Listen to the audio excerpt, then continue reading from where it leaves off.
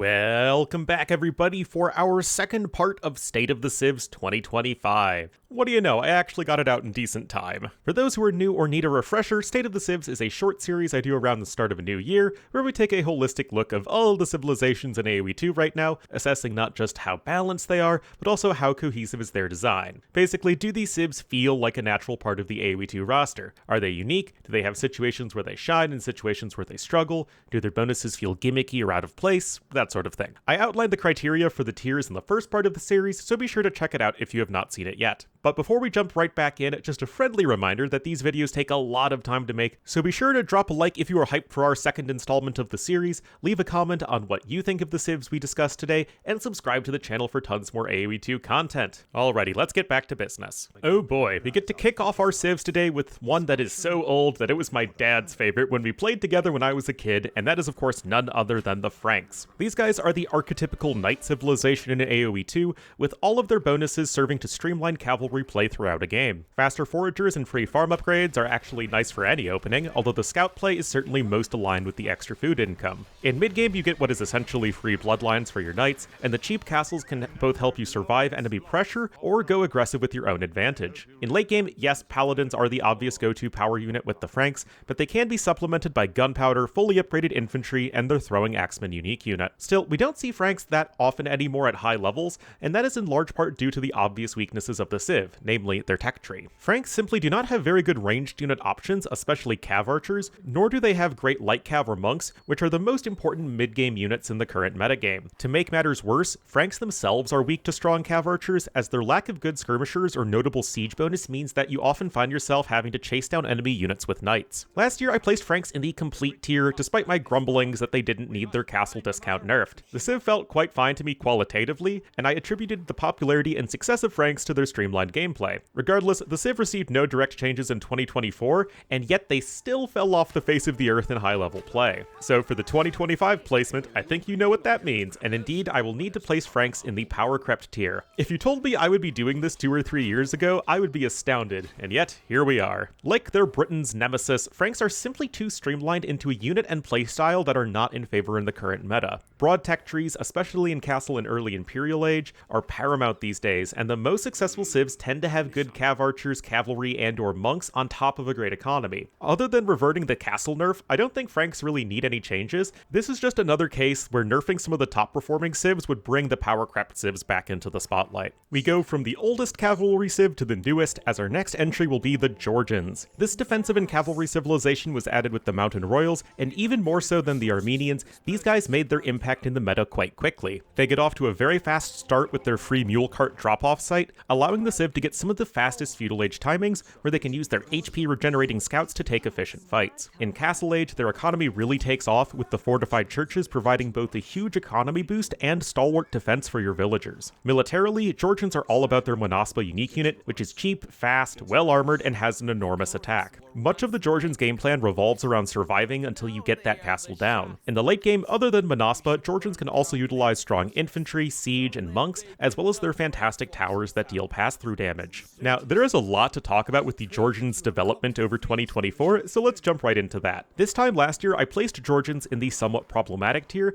because the Civ was tough to play early on due to starting with less food, and really didn't have much going for it except an overpowered unique unit. The first change of 2024 was to remove that starting food penalty, as well as to nerf the Monaspa to try and balance things out. Good idea, but as it turned out, Monaspa were still ridiculously strong, so with the smooth start, the Civ basically became the best in all of AoE2. The cavalry regen bonus was also reworked to be even more oppressive in some situations. That bonus was changed back to what it was at launch in the middle of the year, and the Monaspa was nerfed once again in the final balance patch. But where does that leave us now with the Georgians? Well, despite being the most changed Civ of last year, they're still going to end up in somewhat problematic. This Civ has arguably been the best in AoE2 since they got their food penalty removed, and the various nerfs to the Civ haven't really felt like enough. The Monaspa still does an insane amount of damage for its cost, and I would like to see the unit reworked to be a bit weaker individually, so they are more reliant on their numbers for strength. The concern then is that Georgians will feel kind of meh if the Manaspa is more balanced, but I still think that is the necessary first step that needs to be taken to get Georgians to feel like a more fleshed out Civ. The general identity of cavalry and defense is great, and their bonuses really push the Civ in that direction. There are just some serious execution problems that need to be addressed for the Georgians going forward. Bouncing right back to the classics, we will next cover the Goths. The most infantry-y of all infantry civilizations in AoE2, Goths represent aggression, efficiency, and above all else, swarming the enemy with unending hordes of foot soldiers. Especially at higher levels, Goths are frequently picked for their top-tier Dark Age on the most aggressive maps. The instantly researching loom, cheap, fast-training militia, extra food from hunt, and even the extra damage to boar can all effectively be used to make your opponent's life miserable early on. Thematically, this works nicely with the Goths tearing down their opponent rather than developing their own empire, and practically it enables the Civ the opportunity to get an early game advantage, which they will need to survive their weak mid-game. As I'm sure you all know, Goths famously have no mid-game eco bonus, awful defenses, and a limited tech tree, so at that point you just need to survive until your infantry spam in the Imperial Age. Last year I placed Goths in the almost there tier for the first time, as since the Civ had just received the extra food from hunt, Goths really came into their own as a strong early game civilization that was good at, but not reliant on laming or going forward. Goths were still a rather niche Civ with some lopsided matchups, but they were nevertheless the most complete they had ever been. In accordance with that, the Goths received no direct changes whatsoever throughout 2024, although they are certainly one of the bigger losers to all of the Scorpion buffs. Now with 2025 upon us, I'm actually going to bump Goths up to the complete tier. Yes, Goths are never going to be a super smooth meta pick on any one map type, but they feel viable in a lot of different places. Their bonuses all make sense, except perhaps the extra damage versus boar. They're iconic, and their unique playstyle certainly sets them apart from the other infantry civs. I know this is going to be a bit controversial, but with all of the crazy bonuses in the game right now, as well as the hyper-streamlined metagame, Goths are good enough at what they do to carve out a unique niche for them. Compared to a civ like Celts, Goths do have settings where they shine as a top pick, and that is going to be on hyper-aggressive Socotra-style maps. All of that is enough for me to finally be happy enough with the position of Goths to bump them all the way up to the top.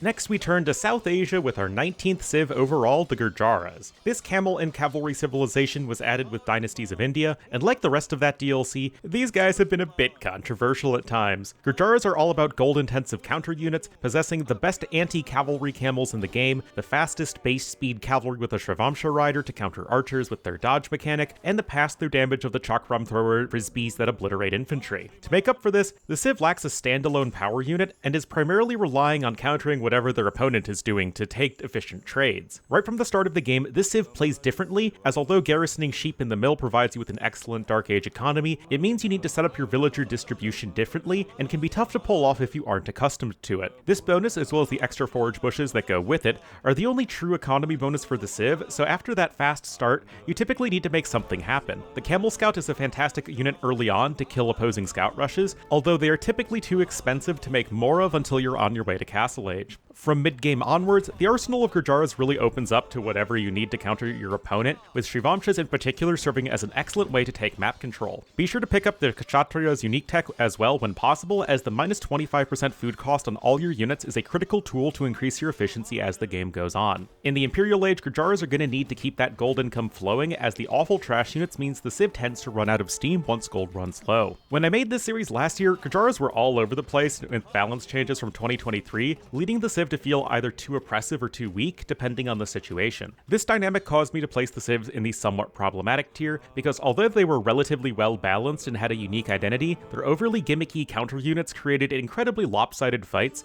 with Gurjaras either crushing their opponents or getting crushed with very little room in between. This very much remains true to this day, and with no direct balance changes in 2024, I will continue to place Gurjaras in somewhat problematic. Yes, the civ is a solid pick on a lot of settings, but the Shrivamsha riders and Chakram throwers are some of the least fun units to play against in all of AoE2 in my opinion. Shrivamsha's absorbing projectiles is just not fun to play against, nor is a blob of Chakram throwers one-shotting your entire army. It is interesting how Gurjaras really do need to balance their armies to find success, but the implementation of their units needs to be changed for them to feel a bit more interactive, at least in my humble opinion. We go from the west to the north of India with our next civilization, the Hindustanis. Added as the Indians with the Forgotten expansion, the civ was changed to Hindustanis when all of the other South Asian civs were added with Dynasties of India. Classified as a camel and gunpowder civ, Hindustanis are all about economy and flexibility, possessing great answers to most army compositions. Nevertheless, the backbone of the Hindustanis is their cheaper villagers, which is just one of those economy bonuses that is always helpful no matter what strategy you're doing. It's helpful from Dark Age all the way through early Imperial Age, and combines nicely with the counter units that Hindustanis thrive on. Similar to Gurjaras, you have a gold-intensive counter unit to the three main unit classes: camels versus cavalry, ghulams versus archers, and hand cannoneers versus infantry. Cav archers are another all-around solid unit, particularly in the current meta. However, unlike Gurjaras, Hindustanis are generally more passive and late-game oriented, as camels aren't the strongest offensive unit in mid-game, ghulams take a while to get going, and hand cannoneers cannot be trained until late game. That said, Hindustanis have some of the most efficient late-game armies, as blobs of long-ranged, well-armored gunpowder units with a cavalry or ghulam meat shield in front are difficult to stop. Last year, Hindustanis had just gotten their villager discount increased a bit to their current value, and I was quite happy with the civilization and subsequently placed them in the complete tier. At long last, the former Indian Civ felt unique and interesting, with their counter units feeling powerful without being as gimmicky as Gurjaras. The civilization received no direct balance changes in 2024, and saw plenty of play in tournaments. They're just a well-rounded Civ that could thrive on basically any map type. Alas, I think they might be a bit too well-rounded, so I'm actually going to drop them down to almost there for 2025. Don't get me wrong, Hindustanis are in a pretty good spot, but they do feel a little too powerful, and it's their presence in the metagame, alongside other Civs we'll get to later, that prevents the Civs in the power crept tier from seeing the light of day. The Civ isn't ridiculously overpowered or anything, but it does feel just slightly overtuned. I'm not entirely sure what nerf could be needed, but Hindustanis are just one small change away from being back to a great spot. This next civilization is one I think many of you might have heard of before, and that is going to be the Huns. A cavalry civilization from the Conqueror's expansion, Huns may not have particularly fit the medieval time frame of AoE2 all that well, but they did represent a nomadic barbarian archetype that did not exist at the time, and man is it clear that Huns are all about raiding and pillaging. Of course, the most iconic bonus of this civilization is that they don't need to build houses, but start with minus 100 wood. The wood savings associated with not needing to build houses adds up quite quickly over the early to mid game, but it also gives you an obvious but difficult to quantify smoothness advantage, where everything about your early game is just a bit more streamlined. Militarily, Huns are very much an aggressive Civ, with faster working stables helping you out throughout a game, and the cheap cav archers provide a go-to power unit in many matchups. Beyond that, Huns can also go for heavy cavalry, their Tarkan unique unit, and even have access to decent trash to round out their compositions. Last year, I actually placed Huns in the power crept tier, as although they were a relatively strong, well-rounded Civ, they simply didn't feel over the top enough to be competitive in the metagame at that time. There were simply Civs that were better aggressively like Magyars, Mongols, and Lithuanians, and Civs that were better economically like Khmer, Chinese, and Hindustanis. Huns also received only one direct change in 2024, which was to nerf their admittedly overtuned starting horse on nomad settings. Now for 2025, Huns are in kind of an interesting spot. The Civ's playstyle and balance has not really shifted at all, but the hunting playstyle also became the meta over the course of last year. I mean, how bad can Huns really be in a meta of quick uptimes, cav archers, and light cav? They still tend to be prioritized more on aggressive maps, but the Civ does see the light of day in tournaments. However, I'm gonna be controversial and still keep Huns in the power crept tier for 2025. I think it's really telling that in this metagame where Huns should be seen constantly, they just aren't. Vietnamese and Magyars basically do what they do, but better throughout most of the game, causing Huns to still not see that much play. I don't think they need any changes, and this is yet another case of a few nerfs at the top bringing the Civ back into the spotlight. Going now to the other side of the world,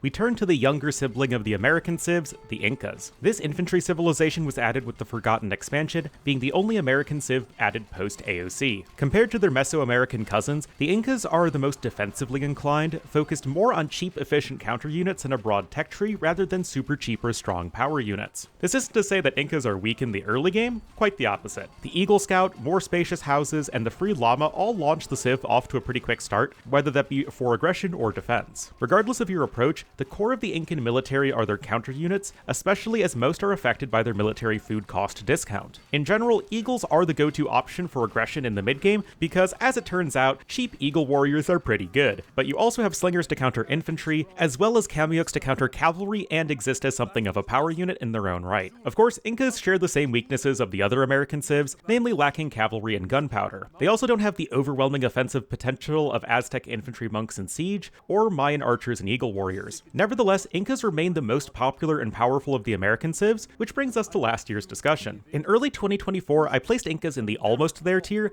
as the Civ finally nailed its identity with the efficient counter units and strong defenses, but were simply overtuned compared to Aztecs and Mayans. They saw the most play of any of the American Civs in tournaments, and were always a top pick on open maps. Furthermore, throughout 2024, Incas received no notable changes. Because Because of that, I will keep Incas in the almost there tier for 2025. It feels a bit weird to say that because Incas aren't really all that popular right now because they can't go light cav and cav archer, but nevertheless, when we do see the American civs played, Incas are the most popular on a majority of map types. Slingers in particular feel a bit overbearing in the mid-game and could probably use a Castle Age nerf. Perhaps the food discount could also be tuned down a hair. Still, as you can see, the changes I want are number tweaks rather than reworks. We cross the halfway point in this series with our next civilization, the Italians. An archer and naval civilization from the Forgotten expansion, Italians are really more of a discount civ, as all of their bonuses and one of their unique techs comes in the form of a discount. Still, these discounts have a theme, and that is to focus on technology and flexibility over raw strength in either economy or military. The calling card of Italians is always going to be on water maps, where the civ has remained a top 5 pick for most of their existence. It's not that they do any one thing exceptionally well, but more that their discounts in the critical areas of fishing ships, dock techs, and age up allows them to adjust their game plan depending on the map and civ matchup. On water and hybrid maps, there are civs that are stronger faster, as well as civs that are stronger later, but Italians can comfortably compete against the very best civs at all stages of the game, provided they lean on their bonuses to hit powerful timings. On the land, Italians are still a great choice for any kind of closed map, and although they aren't great on open maps, they're at least still viable. You have to leverage the timing advantage you get with the cheaper age ups, but a broad tech tree, condottieri, and Genoese crossbowmen can go a long way towards finding a win condition on really any setting. When it came to last year, I placed Italians in the almost there tier,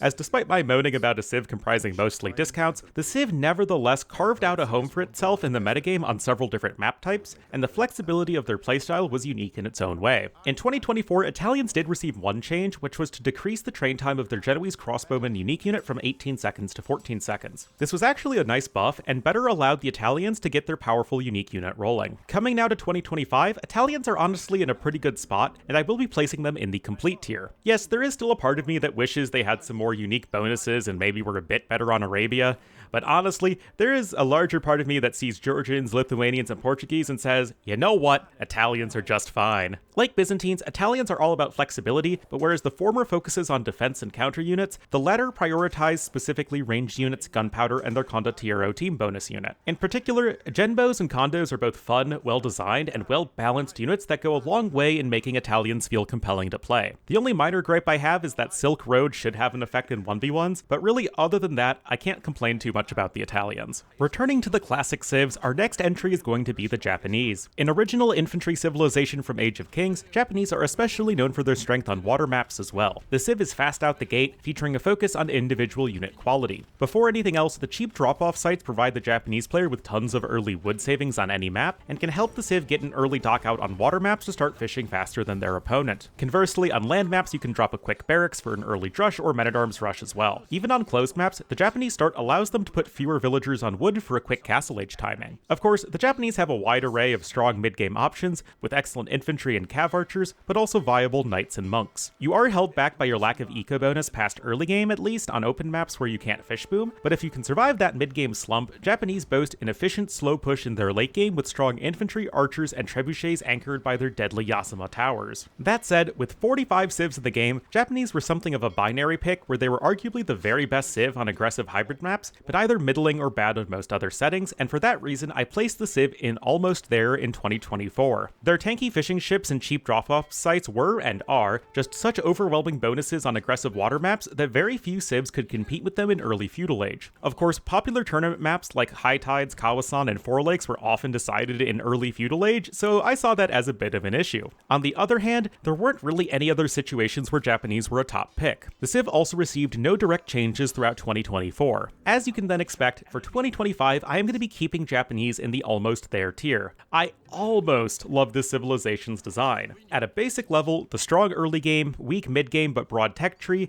and efficient tower, infantry, and treb based late game create an interesting civ dynamic, but there just exist some wrinkles when it comes to its execution. For starters, once the civ got that cav archer bonus against archers, that became the only unit it made sense to go for with the civ on basically any map, because you not only had fully upgraded cav archers of your own, but you also beat almost every other civ's ranged options. Then there is still the problem of Japanese being a bit too good on a hybrid maps, and they could probably have their fishing ship bonus toned down a little bit. Other than that, Japanese are still mostly a fun and unique civ, so I don't think there are too many changes necessary. Moving back now to Southeast Asia, our next stop on our Civ Atlas is with the Khmer. An elephant and siege civilization from Rise of the Rajas, the Khmer have had a tumultuous history ever since their inclusion into the game, starting as one of the worst civs ever to becoming one of the best and most consistent. More than anything else, the Khmer and AoE2 are known for their top-tier economy, boasting 2 excellent eco bonuses. Not having any building prerequisites is an interesting one that can open up a lot of unique openings, as the potential wood savings are enormous, but lacking those requisite buildings can be an issue if you don't have them on hand when you need them. As the game progresses, the other Khmer eco bonus comes in, which is their farmers continuously depositing food into your stockpile, serving as one of the best food bonuses in the game. When it comes to what to do with all those resources, Khmer indeed best do elephants and scorpions, possessing powerful boosts to both of those unit types, as well as a unique unit that is literally those 2 unit types smashed together. That said, elephants and scorpions are both fundamentally situational, so at higher levels, Khmer are mostly about spamming their not super powerful hussars, skirms, arbs, and halbs. It doesn't really matter if the quality of your units is not as high as other civs when you can just make many more of them. That brings us to Khmer last year, where I bumped them down from complete to almost there. This civ was just one of the poster children for power creep, with their top tier economy combined with a good enough tech tree to enable the civ to just muscle their way through other civs. There was never enough of a reason to actually use the units they were especially great with. Now in 2024, Khmer were perhaps the biggest beneficiary of buffs to both elephants and scorpions, and both of those unit types are the strongest they've ever been. Even the ballista elephant now benefits from the ballistics technology. So for 2025 now, Khmer feel stronger than ever, and I am still going to keep them in almost there. Khmer were already one of the best civs on most land maps, and they got huge indirect buffs to elephants and scorpions without any nerfs to their tech tree to compensate. Now the civ can just bulldoze you with regular units backed up by an insane eco,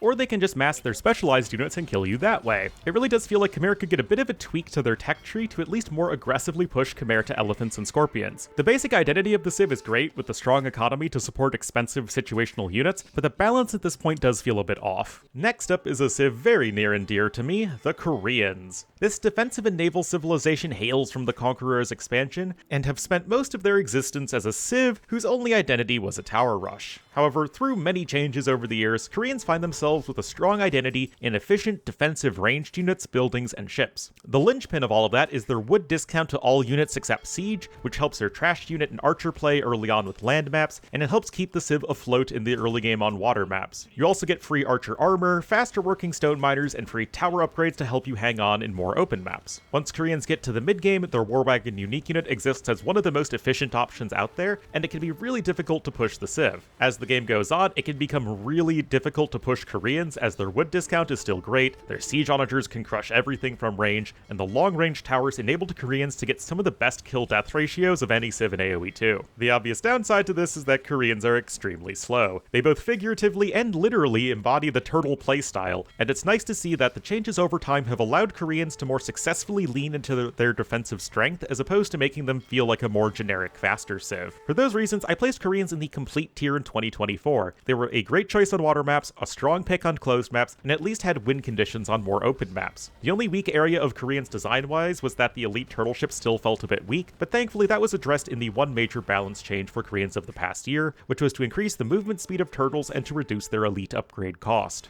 Now in 2025, Koreans remain a rock-solid choice on a number of map types, and I will put them back into the complete tier. The Civs playstyle is certainly not appealing to everyone, but it's definitely healthy for AoE2 to include a Civ that is really all about defending and slowly creeping across the map. Balance-wise, Koreans aren't seen all the time in high-level tournaments, but they are seen often enough that with a few nerfs to the very top picks, especially on hybrid, water, and closed maps, Koreans should jump out as a powerful choice on those settings. They will always be at their weakest on Arabia, but that is okay so long as it doesn't feel like a Civ loss whenever you roll Koreans on random. As someone who played during the dark days of Koreans, we are thankfully far removed from that today. We next turn to a Civ that is basically the polar opposite of the Koreans, and that is the Lithuanians. This cavalry and monk civilization was added with DE as part of the last cons, and has arguably been the most influential Civ from that DLC in high-level AoE2. Lithuanians are all about a fast start and scrappy units to support their hard-hitting cavalry. Right off the bat, the extra starting 100 food enables the Lith player to go for a quick uptime, fast trush, or extra villagers on wood to build an early dock on water maps. It's a great Dark Age bonus that can be used in a number of ways. Feudal Age is more about keeping pace with your opponent with faster spearmen and skirms, mostly so you can survive to the Castle Age, where it's go time. This is where the most famous Lithuanian bonus comes in, which is that their knights and their Lechai unique unit get +1 attack per garrisoned relic up to +4. In the late game, Lithuanians are very reliant on their cavalry units to form the core of their army, but they do have top tier trash units, good monks, and gunpowder to support them. Back in the long ago time of 2024, I placed Lithuanians in the something is off tier because there were several aspects of the Civ that just irked me. Yes, I made it no secret that I am not a fan of the relic bonus, as I believe it too snowbally and integral to the Civ's strength throughout the game. However, I can see that many people do like that bonus and find it fun, so we can just put that whole discussion aside. However, I do think there's a very real issue when it comes to the strength of that bonus and how reliant Lithuanians are of it. For knights in the mid-game, a Lithuanian player with an advantage can snowball a game like crazy, as there are no real counters in the mid-game to knights with +6 attack outside of a few unique units. On the flip side, Lithuanians without relics feel pretty generic, and that only becomes even more true in the Imperial Age. Now, before I keep rambling, I should note that despite Lithuanians receiving no direct changes in 2024, I am going to be moving them from something is off to somewhat problematic. With that in mind, in the past year, the latest unique unit in particular has emerged as a major problem area for the civilization on top of the swingy relic bonus. With relics especially, Lechai just feel like you're getting so many stats, particularly attack, for the cost of the unit. In my mind, the latest is the medium cavalry cannon counterpart to the slower, more expensive, and more heavily armored knight line, so I think a good change would be to reduce the HP of the latest a little bit to make them feel flimsier than knights. The relic issue remains, but I think that would be a nice step in making Lithuanians feel less oppressive and rein in the power creep a little bit. Moving just a bit to the south, our next civilization is going to be the Magyars. Another cavalry civilization, this time from the Forgotten expansion, the Magyars are all about aggression. They are most famous for their scout rush, as the free forging and unit discount combine to create one of the smoothest openings on more aggressive maps. They fall off a bit until Castle Age, where they can immediately make use of their free iron casting for their melee cavalry, or switch into cav archers extra fast thanks to their team bonus. You will need to take good fights with these units, however, as Magyars are one of the few civs in the game with no proper eco bonus whatsoever. Nevertheless, if you can survive to Imperial Age, Magyars have one of the best army compositions in the game with recurve bow heavy cav archers and their Magyar Hussar unique unit. It's an incredibly efficient army that is tough to outvalue on really any 1v1 land map setting. After being only useful on the most aggressive maps for most of their existence, Magyars got the bump up to the complete tier back in early 2024. With their new faster training cav archer team bonus and a slightly reworked Magyar Hussar unique unit, Magyars just felt much more streamlined past the early game in developing their stronger army compositions. On top of light cav and cav archers,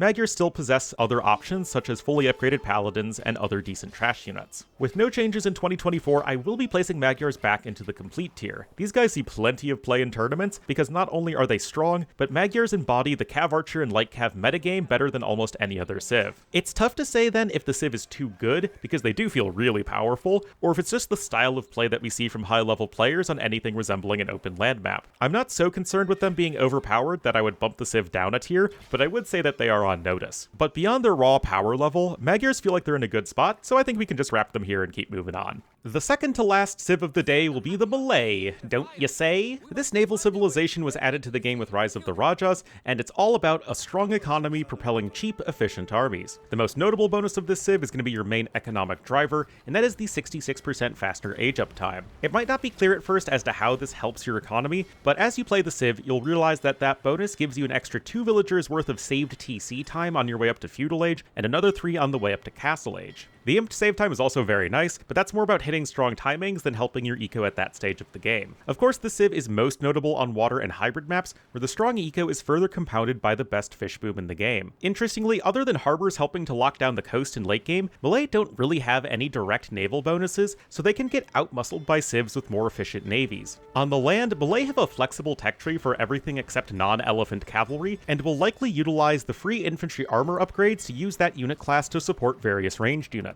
Their armies are always going to be fairly slow, but with an economy that strong and a tech tree that solid, Malay can find solid win conditions even on the more open maps. Last year, I placed Malay in the almost there tier, citing their cohesive identity of cheap but weak armies built on the backs of a fantastic timing-based economy. Not the easiest civ to play by any means, but a very powerful one on almost every setting once you get the hang of them. Honestly, I thought they were a bit too powerful post-free infantry armor upgrades, and considered that one of the more painful instances of power creep. The harbor unique building also also felt a bit underwhelming, but necessarily so due to lacking any associated stone cost. Throughout the past year, Malay received only one direct change, and that was to nerf their elephant discount, although that was mostly just to offset the reduced battle elephant cost for every civ. Nowadays, Malay still remain a top contender on multiple map types, and I will be keeping them in the almost there tier for basically the same reasons as last year. They just feel a bit too strong on non-Arabia maps, and they're another one of those civs whose high power level pushes out some of the power-crept civs. Harbors are also a bit iffy, but not really as high priority an issue in my opinion. That said, Malay are fun to play, have a unique identity, and the strength to compete on several different map types, so they aren't too far off from what I would consider to be a complete civ. Our last civ of our second part will be none other than the Malians. An infantry civilization from the African kingdoms, Malians have long emerged as a popular pick in tons of different situations, primarily due to their strong early economy and broad tech tree. Right off the bat, Malians have their cheaper wood cost for buildings bonus and more efficient gold miners bonus, which combine to give the civ so much early flexibility with more wood and gold to play with. Extra pierce armor for infantry can also be useful for any sort of drush or men-at-arms opening, as well as just keeping spearmen alive in the feudal age. Castle age is where the Malians shine, however, with their eco bonuses still firing on all cylinders, allowing the civ to make use of its top-tier Castle age tech tree. Unfortunately, Malians become much more difficult to play in the early Imperial Age, as missing key techs such as Bracer, Halberdier, and Blast Furnace force the player to make some awkward unit switches. Thankfully, the Gebetto can really start to shine as that ranged support option, and exists as one of the better unique units at all stages of the game. Speed, range, and high damage are almost always going to be useful. Back in 2024, I was generally a fan of the situation of Malians. They were good in a number of settings, but still possessed a fairly unique weakness with their early Imperial Age tech switches. Still, I did place them in the almost there tier for similar reasons as the Malay. The Malians were just a little too good in too many settings,